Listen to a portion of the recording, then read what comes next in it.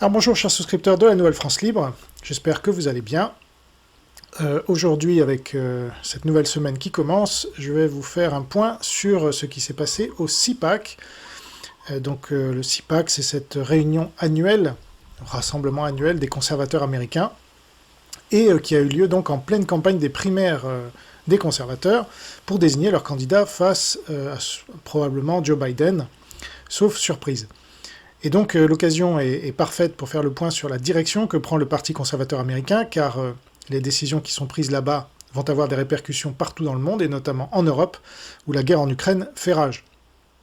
Et donc je vais vous parler des différentes prises de parole importantes, puisqu'il y en a eu des dizaines, mais on va s'arrêter un peu sur les plus importantes, qu'il y a eu au CPAC, notamment de Milei et de Bukele, les deux chefs d'État d'Argentine et du Salvador, et aussi d'invités américains, et de la situation dans la course à la primaire américaine, qui lui est intimement liée, et notamment du rôle de Nikki Haley, qui n'était pas du tout représenté au CPAC, ainsi que tous ses soutiens.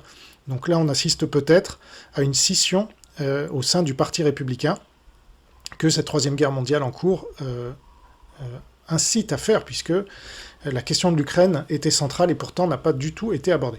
Alors, je vais commencer par citer le Washington Times, qui n'est pas à confondre avec le Washington Post, qui est de gauche. Le Washington Times est l'équivalent de droite.